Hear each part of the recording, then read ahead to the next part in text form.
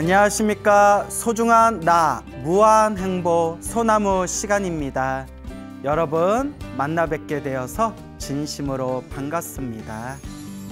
우리 거룩하신 부처님께서는 수없는 과거 전생에서부터 수많은 복과 선업과 공덕을 완벽하게 닦으셨습니다.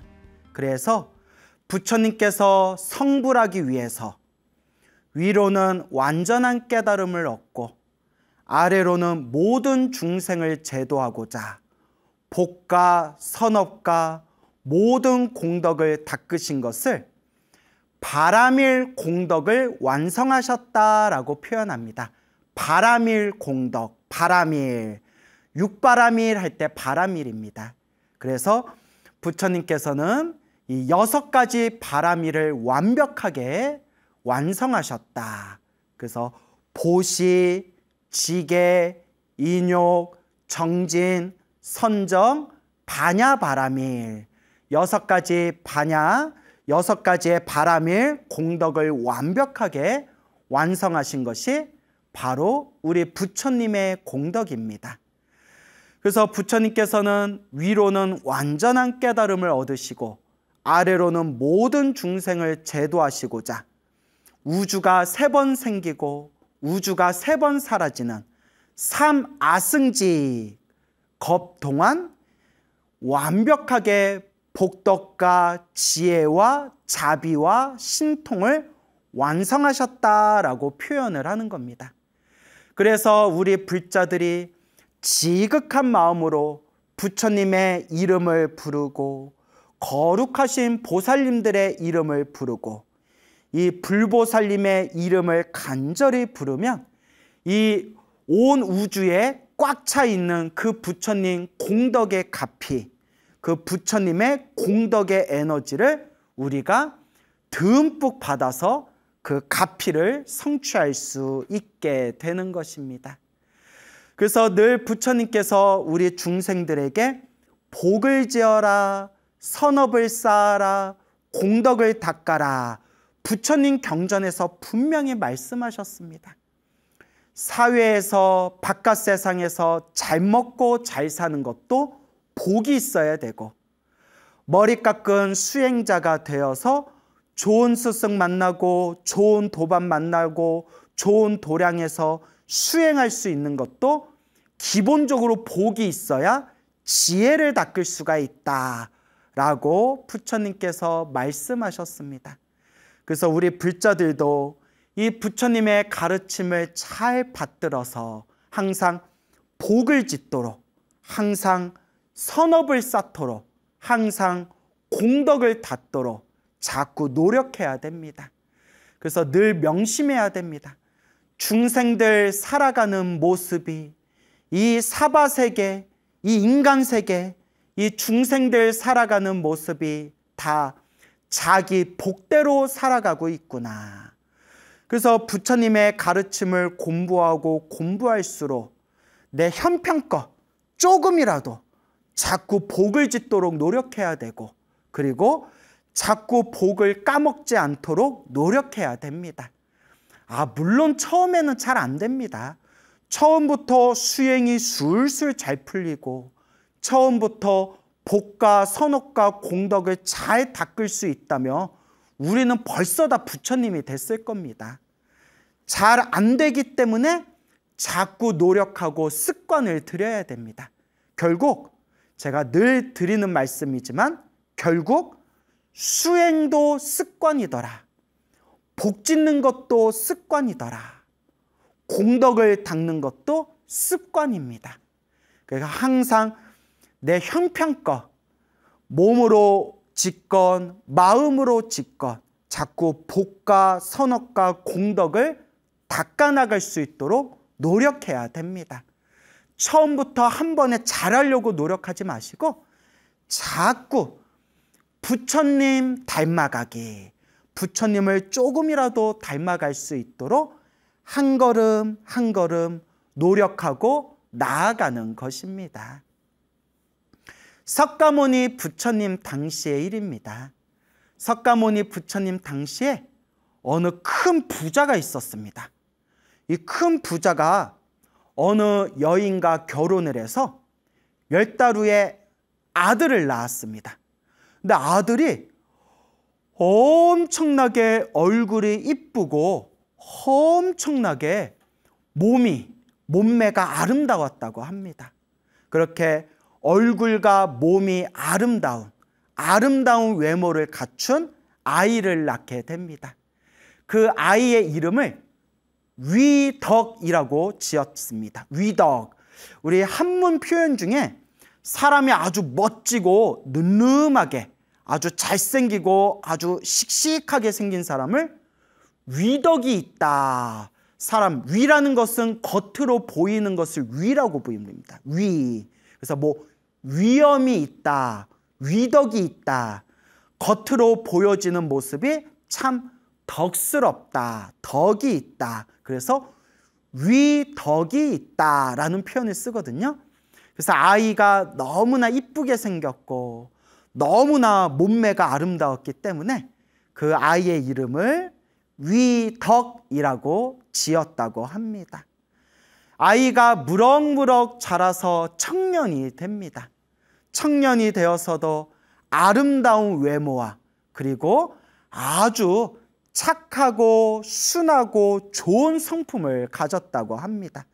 요새 애들 말로 엄친아라고 부르죠. 엄친아. 아주 그냥 잘나게 생긴, 성격도 좋아, 집도 부자야, 거기다가 얼굴도 엄청 잘생겼어.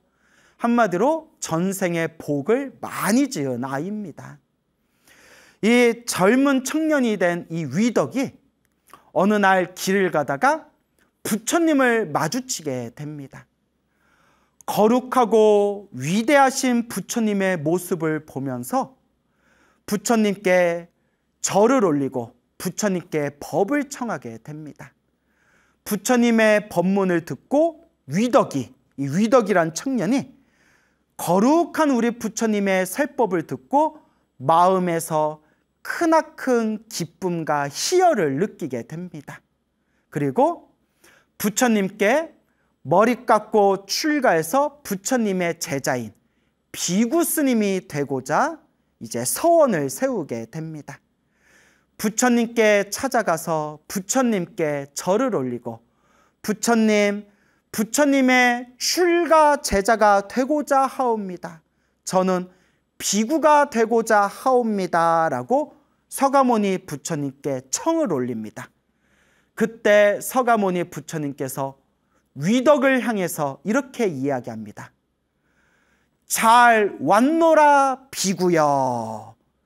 서가모니 부처님께서 잘 왔노라 비구여 라고 말씀하는 순간 이 위덕의 머리털이 우수수수 떨어지면서 저절로 빡빡 깎은 삭발한 머리가 되고 그리고 위덕이 입고 있는 옷이 저절로 뿅 하고 스님들이 입는 가사로 옷이 바뀌게 됩니다. 그래서 이미 소나무에서 여러 번 말씀을 드렸지만 과거 전생에서부터 복을 많이 지은 수행자는 이번 생에 살아있는 부처님을 만나 뵙고 부처님의 출가 제자가 되고자 할 때 부처님께서 잘 왔노라 비구여 라고 말씀하시는 순간 저절로 그 수행자는 머리카락이 저절로 삭발한 머리가 되고 입고 있는 옷이 저절로 스님들이 입는 승복, 가사로 뿅 하고 변하게 된다고 합니다. 이것은 과거 전생에 지었던 선업과 공덕의 힘이 있기 때문에 부처님께서 잘 왔노라 비구여 라고 말씀하시는 순간 저절로 이제 출가 비구 스님의 모습으로 뿅 하고 변하게 된다라고 경전에서 말씀하고 계십니다. 이렇게 비구 스님이 된 이 위덕 스님은 그 뒤로 열심히 수행을 해서 짧은 순간에 모든 번뇌와 욕망이 사라진 거룩한 성자, 위대한 아라한이 되십니다. 아라한. 모든 번뇌와 욕망이 사라진 거룩한 성자 아라한이 되십니다. 그때 그 자리에 있는 수많은 비구 스님들이 어느 날 부처님께 찾아와서 부처님께 이와 같이 여쭤봅니다. 거룩하신 부처님이시여, 저 위덕 비구 스님은 전생에 어떤 복을 지었습니까? 전생에 어떤 선업을 지었습니까? 전생에 어떤 공덕을 닦았습니까? 전생에 어떤 인연이 있었기에 이번 생에 저렇게 큰 부잣집의 아들로 태어나서 어렸을 때부터 풍족하게 자라고 그리고 태어날 때부터 저렇게 아름다운 외모와 저렇게 아름다운 몸을 얻고 또 어떤 인연으로 석가모니 부처님을 만나 뵙고 머리 깎고 출가해서 저와 같이 빠른 시일에 모든 번뇌와 욕망이 사라진 거룩한 성자 아라한이 되신 겁니까? 저 위덕 비구 스님은 전생에 어떤 공덕이 있는 것입니까? 전생에 어떤 인연이 있는 것입니까? 라고 비구 스님들이 부처님께 여쭈어 보았습니다. 서가모니 부처님께서 말씀하셨습니다. 잘 질문하였다 비구들이여. 그대들을 위해서 자세하게 설명하리니 잘 듣도록 하여라. 머나먼 과거 전생 어느 한 나라에 비바시라는 부처님께서 세상에 출현하셔서 이 비바시 부처님께서 널리 중생들에게 법을 설하였느니라 라고 하면서 서가모니 부처님께서 과거 전생 이야기를 해주십니다. 비바시 부처님께서 머나먼 과거 전생에 출현하셔서 널리 이제 중생들에게 법을 설하시고 비바시 부처님께서 세상을 떠나시게 됩니다. 부처님께서 세상을 떠나시는 것을 대열반에 드셨다라고 표현합니다. 그래서 부처님께서 세상을 떠나시는 것을 대반열반이라고 부릅니다. 대반열반, 큰 열반에 드셨다. 원래 열반이라는 것은 두 가지 뜻이 있습니다. 첫 번째는 그냥 살아있을 때, 그러니까 열반이 꼭 죽었다는 뜻이 아니에요. 살아있을 때 탐욕과 성냄과 어리석음이 소멸하면 그걸 열반을 증득하였다, 열반을 얻었다라고 표현합니다. 탐욕과 성냄과 어리석음이 소멸하는 것을 열반을 얻었다라고 표현하고요. 이게 첫 번째 뜻이고요. 두 번째 뜻은 탐욕과 성냄과 어리석음이 사라진 거룩한 성자가 숨이 끊겨서 세상을 떠나게 되었을 때에도 열반에 드셨다라고 표현합니다. 열반에 드셨다. 그래서 목숨이 살아있을 때, 세상에 내 몸과 내 마음이 살아있을 때 탐욕, 성냄, 어리석음이 소멸한 열반을 유여열반이라고 부릅니다. 유여열반. 그리고 유여열반을 얻으신 거룩한 성자가 목숨이 딱 끊겼을 때 없을 무자를 써서 무여열반이라고 부릅니다. 무여열반. 그래서 깨달음을 얻어서 탐욕과 성냄과 어리석음이 사라진 것을 유여열반.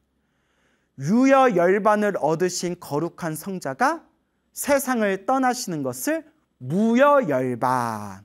그리고 부처님께서 세상을 떠나시는 것을 더 격을 높여서 대반열반이라고 부르는 겁니다. 대반열반. 그래서 우리도 흔히 큰 스님께서 세상에 떠나시면 뭐 열반에 드셨다 혹은 입적하셨다, 원적에 드셨다라고 표현을 합니다. 근데 원래 입적, 원적, 열반, 정멸 다 같은 뜻으로 쓰인답니다. 사실은. 그래서 비록 깨달음을 얻지 못했던 스님이라 하더라도 세상을 떠나실 때 우리가 그냥 예의상 열반에 드셨습니다. 원적에 드셨습니다. 정멸에 드셨습니다. 입적하셨습니다. 라고 이렇게 격을 높여서 예의상 표현을 하는 겁니다. 그러니까 저도 수행 열심히 하다가 저도 세상을 떠나면 비록 못 깨달았다 하더라도, 깨닫지 못했다 하더라도 탐욕과 성냄과 어리석음이 아직 사라지지 않은 상태에서 세상을 떠났다 하더라도 이제 제 후배들이 이제 저를 예의상 광우 스님이 원적에 드셨습니다. 뭐 이렇게 이제 표현을 해줄 수도 있겠죠. 근데 뭐 그런 게 중요하겠습니까? 많은 어쨌거나 이렇게 열반이라는 거는 그런 의미가 있다라고 이해하시면 되겠습니다. 그래서 비바시불, 비바시 부처님께서 대반 열반, 열반에 드시고, 그리고 비바시 부처님의 그 몸을 정성껏 화장해서 다비를 올리고 난 뒤에 이렇게 큰 사리가 나왔다고 합니다. 무수한 사리가 나와서 그때 그 나라의 왕이 정성껏 비바시 부처님의 사리를 모아서 그래서 큰 사리탑을 지었다고 합니다. 비바시 부처님의 사리탑이 생기고 난 뒤에 수많은 불자들이 비바시 부처님 사리탑에 와서 공양을 올리고 예배하고 공경하면서 그렇게 비바시 부처님 사리탑에서 비바시 부처님을 생각하며 수많은 공덕을 닦았다고 합니다. 그때 어느 한 여행자가 있었는데 이 여행자가 여행을 하는 이 여행객이 어느 날 길을 걷다가 비바시 부처님의 사리탑을 지나가게 됩니다. 그때 이 여행객이, 이 여행자가 비바시 부처님의 사리탑에 이왕 왔으니 부처님께, 비바시 부처님 사리탑에서 부처님께 합장하고 예배 공경 올려야 되겠다라고 생각을 하고 사리탑에 들어가게 됩니다. 사리탑에 가서 비바시 부처님을 생각하면서 정성스럽게 공경하고 예배를 하는데 그때 어느 신도들이 비바시 부처님 사리탑에다가 올린 꽃을 보게 됩니다. 꽃을 봤는데 꽃에 먼지가 이렇게 많이 쌓였다고 합니다. 먼지가 많이 쌓였대요.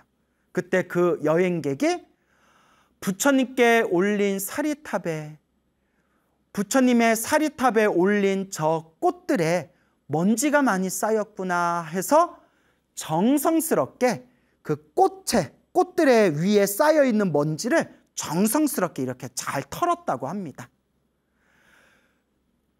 비바시 부처님 사리탑에 공양 올린 꽃들 위에 쌓여있는 그 먼지를 정성껏 털어낸 그 복과 선업과 공덕의 힘으로 그 여행객은 세상을 떠나고 난 뒤에 하늘 세계와 인간 세계에 무수히 태어났고 이번 생에는 서가모니 부처님 시대의 위덕이라는 이름으로 인간 세상에 아름다운 외모와 아름다운 몸을 갖추고 태어났으며 비바시 부처님 사리탑에 정성스럽게 공경하고 예배하고 그렇게 공덕을 닦은 그 복의 힘으로 석가모니 부처님을 만나 머리 깎고 출가해서 짧은 시간 안에 수행을 해서 모든 번뇌와 욕망이 사라진 거룩한 성자가 된 것이다 라고 서가모니 부처님께서 법을 설하시니 그 자리에 있던 수많은 비구 스님들께서 마음의 의문이 풀리고 모두 다 함께 크나큰 보리심의 마음을 일으켰다라는 그런 이야기가 전해지고 있습니다. 두 번째 이야기를 들려드리겠습니다. 서가모니 부처님 당시의 일입니다. 서가모니 부처님 당시에 또 어떤 큰 부자가 있었다고 합니다. 이 큰 부자가 어느 여인을 만나서 몇 달 후에 아들을 낳았다고 합니다. 근데 아들을 낳았는데 이 아들이 태어날 때부터 몸이 엄청나게 튼튼하고 아주 씩씩한 그런 우량아를 낳았다고 합니다. 우량아. 아이인데 아주 건강하고 씩씩한 아들을 낳았다고 합니다. 아기인데도 어찌나 힘이 세고 씩씩한지, 그래서 그 아이의 이름을 대력이라고 지어줬다고 합니다.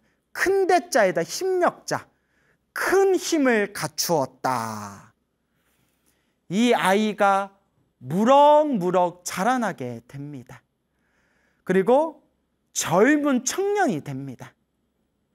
청년이 되었을 때 아주 건강하고 씩씩하고 엄청나게 힘이 센 장사였다고 합니다. 저도 제가 체력이 좀 약해서 그런지 저도 요새 제일 부러운 사람 중에 하나가 건강하고 체력 좋은 사람들이 요새 제일 부럽더라고요. 예? 이렇게 좀 말을 많이 하면 좀 뭐랄까요? 좀 기운이 좀 빨리 빠져나가는 것 같아요. 제가 요새 말을 좀 많이 하고 다니거든요. 제 팔자가 그런가 봐요. 그래서 이 대력이라는 이름 따나 이름이 큰 대자에다 힘력자잖아요. 아주 큰 힘을 갖춘 씩씩한 그런 아주 건강한 몸으로 자라나게 됩니다.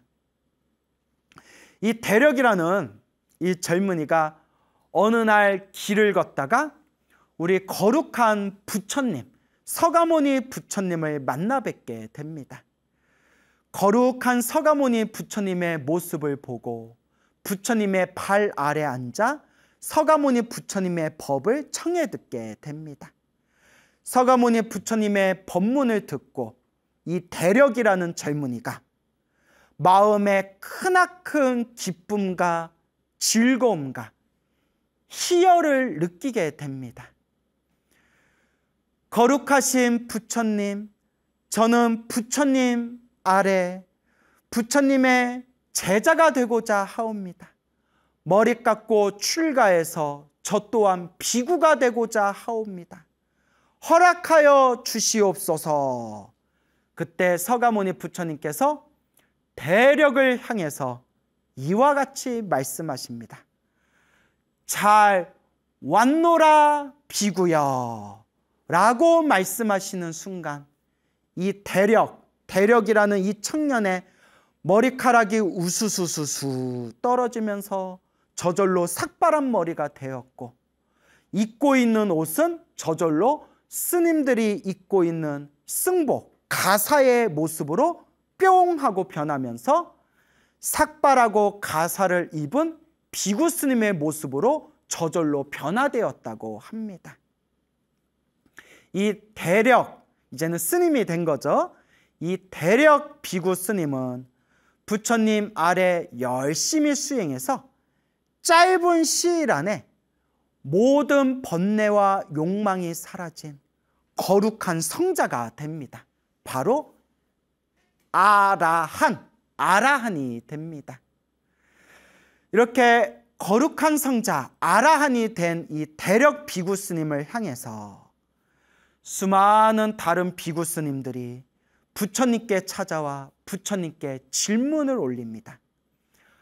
거룩하신 세존이시여, 거룩하신 부처님이시여, 저 대력 비구 스님은 과거 전생에 어떤 복을 지었기에, 선업과 공덕을 지었기에, 전생에 어떤 인연이 있었기에 이번 생에 이렇게 아주 저렇게 씩씩하고 아주 힘이 센 큰 힘을 갖춘 몸을 얻게 되었으며, 또한 부처님을 만나 뵙고 머리 깎고 출가해서 어떤 인연이 있기에 저렇게 짧은 시일 안에 모든 번뇌와 욕망이 사라진 거룩한 성자 아라한이 된 것입니까? 라고 부처님께 여쭈어 봅니다. 부처님께서 대답하십니다. 참으로 잘 질문했다. 그대들이여, 자세히 설명해 줄 테니 잘 듣도록 하여라. 머나먼 과거 전생에 수많은 과거 부처님께서 세상에 출현하셨는데, 그때 수많은 과거 부처님 중에서 비바시라는 부처님이 계셨다고 합니다. 비바시 부처님께서 세상에 출현하시고 널리 중생들을 위해서 법을 설하십니다. 비바시 부처님께서 중생들에게 널리 법을 설하시고 때가 되어 이 세상을 떠나시게 됩니다. 부처님께서 숨이 끊기고 세상을 떠나시는 것을 무슨 열반이라고 부른다고 했죠? 대반열반, 대반열반의 뜻입니다. 그때 그 나라의 국왕이 비바시 부처님이 세상에 떠나시고 비바시 부처님을 정성껏 화장해서 다비식을 올린 뒤에 아주 무수히 많은 사리를 얻게 됩니다. 그 나라의 국왕이 정성스럽게 비바시 부처님의 사리를 모아서 큰 사리탑을 짓게 됩니다. 그때 어느 날이었습니다. 사리탑을 짓고 있었을 때 그 사리탑이 그냥 작은 사리탑이 아니라 어마어마하게 큰 사리탑을 지었나 봐요. 그러니까 사리탑을 짓고 그 사리탑에서 사리를 또 관리할 수 있는 또 큰 사원을 지어야 되지 않습니까? 사리탑을 지을 때 큰 기둥을 세워야 되는데 기둥이 너무 무거워가지고 사람들이 아무리 그 기둥을 일으켜 세우려고 하더라도 힘이 부족한 겁니다. 그때 어떤 사람이 있었는데 그 사람이 비바시 부처님의 사리탑에 짓기 위해서 그 기둥을 올리려고 하는데 사람들이 힘을 모아서 그 큰 기둥을 올리려고 해도 기둥이 잘 일어서지를 않으니까 그때 있었던 어떤 사람이 밖으로 뛰쳐나가서 널리 사람들을 불러 모읍니다. 여보시오, 여보시오. 우리 거룩하신 비바시 부처님의 사리탑을 지금 불사를 짓고 있는데 큰 기둥을 세워야 하는데 힘이 모자라서 기둥이 세워지지가 않습니다. 이보시오. 어서 와서 비바시 부처님 사리탑에 기둥을 세우는데 힘을 보태주시오. 어서 와서 힘을 보태서 도와주시오라고 수많은 사람들을 이끌고 그 사람들을 데리고 와서 다 함께 영차 해가지고 결국은 비바시 부처님의 사리탑을 짓는 데 중요한 큰 기둥을 일으켜 세우게 됩니다. 그때 석가모니 부처님께서 이와 같이 말씀하십니다. 그 자리에 있던 수많은 사람들이 정성스러운 마음으로 비바시 부처님의 사리탑을 짓고 그때 비바시 부처님 사리탑을 짓는 데 있어서 중요한 큰 기둥을 일으키는데 기둥을 일으키기에 힘이 부족했을 때 어떤 한 사람이 밖에 나가서 수많은 사람들을 불러 모아서 그 사람들과 함께 힘을 모아 비바시 부처님 사리탑에 큰 기둥을 일으켜 세우게끔 한 공덕의 힘으로 그 사람은 이번 생에 목숨이 다했을 때 항상 하늘세계와 인간세계에 태어나면서 크나큰 복을 받게 되었고 이 생에 다시 인간으로 태어났을 때 큰 부잣집에 아주 튼튼하고 건강하고 큰 힘을 갖춘 그런 남자의 몸으로 태어나 서가모니 부처님을 만나 뵈었고 그 자리에서 머리 깎고 출가하여서 짧은 시일 안에 모든 번뇌와 욕망이 사라진 거룩한 성자 아라한이 된 것이다. 그대들이여. 그때 비바시 부처님 사리탑에 큰 기둥을 세울 때 그 큰 기둥을 세울 수 있도록 수많은 사람들을 불러 모아서 함께 힘을 합쳐서 비바시 부처님의 사리탑에 큰 기둥을 일으켜 세우게끔 한 그 사람이 바로 지금 이번 생에 저 대력 비구인이라 라고 서가모니 부처님께서 말씀하시니 그 자리에 있던 수많은 비구 스님들이 마음에 의심이 풀리고 모두 다 함께 깨달음의 마음, 보리심을 크게 일으켰다라는 이야기가 지금까지 전해지고 있습니다. 여러분, 오늘 들려드린 이 두 개의 이야기 잘 들으셨습니까?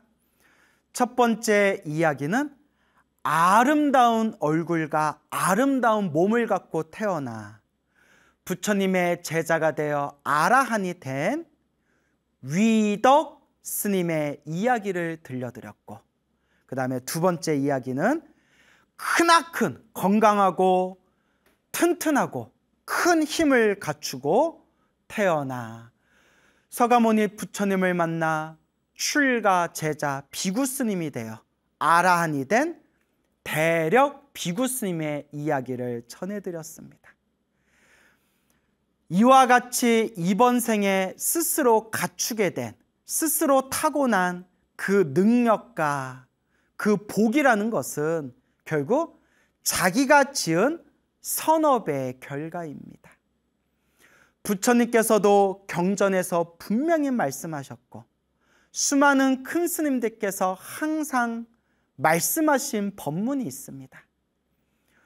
중생들은 다 자기 복대로 살아가는구나. 세상에 펼쳐진 모든 중생세계의 일들이 일어나고 사라지고 일어나고 사라지는 모든 일들이 다 인연법이다. 그 인연법은 내가 지은 업의 인연들이다 라고 부처님께서 말씀하셨습니다. 그래서 늘 부처님께서 중생들이여, 불자들이여, 행복하게 살고 싶은가? 행복하게 살 수 있을 만한 원인, 복을 지어라, 선업을 쌓아라, 공덕을 닦아라 라고 말씀하셨습니다. 어느 불자님이 계세요. 그 불자님께서 저한테 해주신 말씀인데, 당신은 그렇게 세상을 살아가면서 불만이 많았대요. 불만이 많았대요. 나는 왜 이렇게 태어났을까? 왜 나는 이렇게 바라는 일들이 잘 안 이루어질까? 왜 나는 이 정도밖에 살 수 없을까? 왜 자꾸 나한테 이런 일이 생길까? 항상 뭔가 답답하고 아쉬움이 가득했다라는 말씀을 하셨습니다. 근데 그 불자님께서 몇 년 전에 우리 불교TV BTN에서 소중한 나 무한행복 소나무를 우연히 듣게 되고 몇 년 동안 꾸준히 소나무를 들으면서 점점 마음에 느껴지는 바가 있으면서 기도도 하고 나름대로 복도 짓고 나름대로 불교대학도 다니면서 그렇게 나름대로 불교 공부를 했답니다. 그렇게 몇 년 동안 꾸준히 불교를 공부하고 수행하면서 저한테 하신 말씀이, 스님, 신기할 정도로 지금은 남을 부러워하거나 질투하거나 시기하는 마음이 정말 많이 사라졌어요. 예전에는 항상 남 탓을 하고 자기 자신에 대해서 항상 아쉽고 서운하고 섭섭한 마음이 가득하고 나보다 잘 나가는 사람을 보면 괜히 부러우면서도 또 막 질투나 시기심이 느꼈는데, 어느 순간에 그런 부정적인 감정이 물론 완전히 사라진 건 아니지만 엄청 마음이 편안해지고 남과 비교하는 마음, 그리고 부럽고 질투하고 시기하는 마음, 그리고 왜 내 인생이 이거밖에 안 될까라는 마음이 정말 많이 사라졌어요. 너무 마음이 편안해졌어요 라는 말씀을 저한테 직접 하시더라고요. 왜냐? 어느 순간에 딱 머릿속에 모든 게 다 자기가 지은 업대로 살아가더라. 잘나고 못나고 그냥 이 세상 살아가는 모든 존재들이 다 자기가 지은 복대로 살아가더라. 그러니 남하고 비교하지 말고 차라리 지금 이 순간 열심히 기도하고 열심히 복을 닦으면서 살아야 되겠다라는 게 마음의 중심이 딱 잡힌 게 자기가 느껴진대요. 제가 막 박수를 막 쳐드렸어요. 아, 훌륭하시다. 정말 훌륭하시다. 불교 수행이 깊어지면 남을 원망하는 마음이 점점 사라진대요. 저런 사람을 만난 것도, 이런 일을 내가 겪게 된 것도 결국 세상에 우연은 없다. 모든 게 다 인연법의 흐름대로 흘러가고 있고 결국 내가 지은 업의 인연들을 지금 만나고 있는 것이구나라는 걸 스스로 느끼게 된다고 합니다. 물론 이런 마음을 갖는 거는 쉬운 일이 아니에요. 저도 항상 여러분들한테 인과법에 대해서, 인연법에 대해서 말씀드리지만 저도 가끔씩 막 화나고 짜증날 때 있어요. 저도 그냥 막 차 마시다 차상 확 엎어버릴 때가 있어요. 예. 그렇지만 내가 이러한 일을 겪고 이런 사람을 만난 것도 결국 내가 내 업의 인연이 있기 때문이구나. 항상 이걸 놓쳐서는 안 됩니다. 그래서 더 열심히 내가 알고 지었건 모르고 지었건 내가 지은 그 업보와 업장을 소멸하는 마음으로 항상 참회 기도를 하셔야 됩니다. 늘 참회 기도를 하셔야 됩니다. 그리고 항상 행복하고 즐거운 삶을 살고 싶다면 결국 내가 지은 복대로 살아가는 것이기 때문에 항상 좋은 인연을 심어갈 수 있도록, 항상 좋은 인연을 지어나갈 수 있도록 복과 선업과 공덕을 닦아야 됩니다. 그게 팔만대장경에 다 나와 있어요. 부처님 경전에 나오잖아요. 부처님께서 분명히 말씀하셨잖아요. 복을 지어라, 선업을 지어라, 공덕을 닦아라. 큰 스님들이 항상 말씀하셨잖아요. 중생들은 다 자기가 지은 복대로 살아간다. 그러니 여러분, 힘들고 괴롭고 답답할 때일수록 더 열심히 기도하고 더 부지런히 공덕을 닦도록 노력해야 됩니다. 오늘 여러분들에게 두 가지 이야기를 들려드렸는데 이번 생에 아름다운 얼굴과 몸을 가지고 태어난 그 위덕이라는 사람도 엄청나게 큰 복을 지은 것도 아니에요.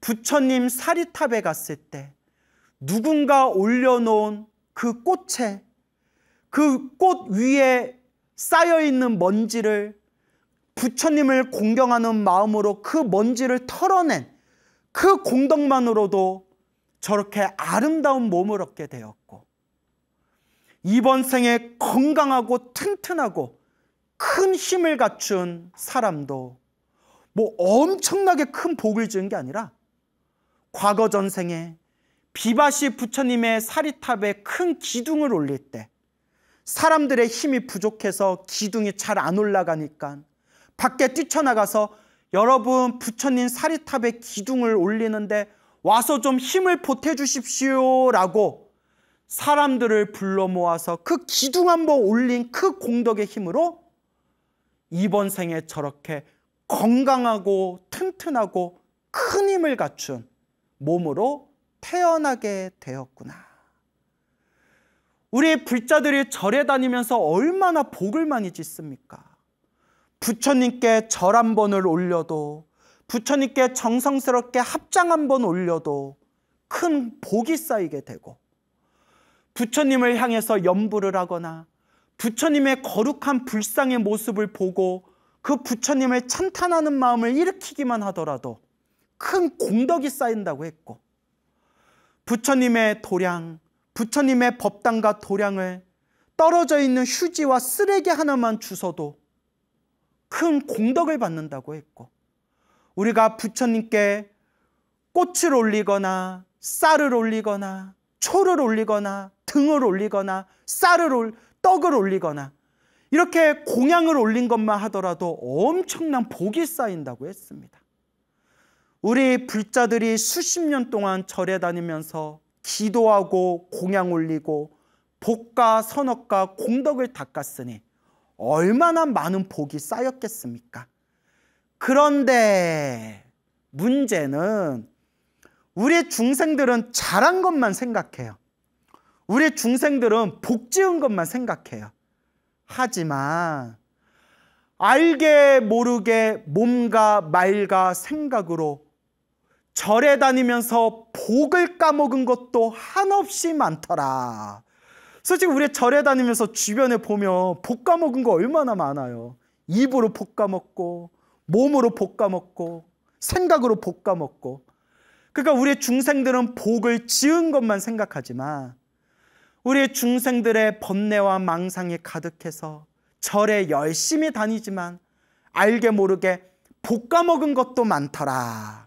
항상 스스로를 반성하셔야 됩니다.